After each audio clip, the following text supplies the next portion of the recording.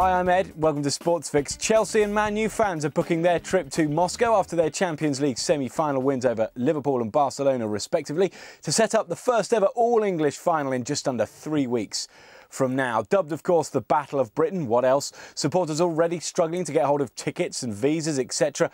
But there's one man who's happy to watch from the comfort of his own sofa. 78-year-old Norman Williams, who's followed all the best Manchester United teams down the years and reckons the 2008 crop is on the verge of greatness. Andrew Toft went to meet him.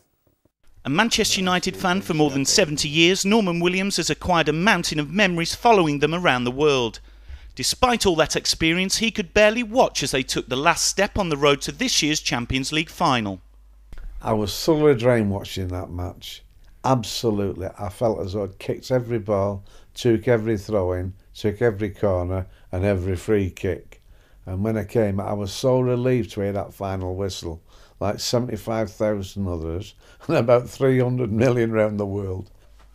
Norman's bookcases are lined with programmes from bygone years. He was there when United won the European Cup in 1968 and 99 and believes a third final is no more than the club deserves. They always say if you won it 3 times, you're a great club. I disagree with that. I think we've always been a great club. It's the way you play the game. And we've always played with flair, panache, tenacity, will, the willpower. Everything has been all the ingredients for a great club. Norman's home is a shrine to the great teams and players of United's illustrious past. He's still a daily visitor to the club's training ground and believes the current side could be the best of the lot. They say, and I could agree with them, this could be the greatest of them all. I mean, the Babes, as far as I was concerned, were the best team up to now. But the way this team, and it's so young, the potential for this team is going to be enormous. They're going to get better.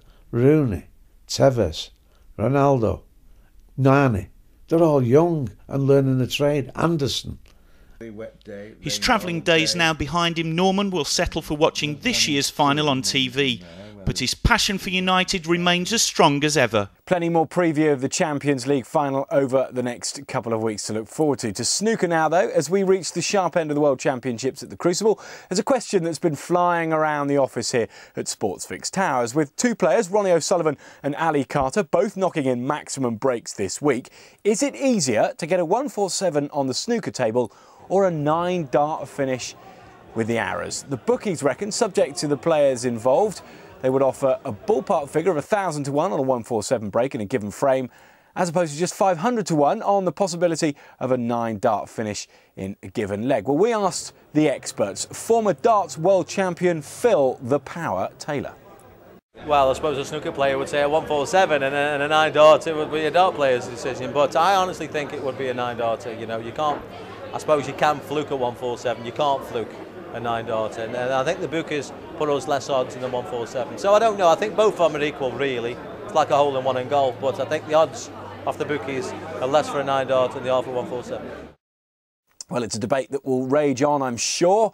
I reckon a 147 on the table is a lot harder, surely. Well, we'd love to hear your comments, so get posting. That's it for this week on Sportsfix. We'll see you next time.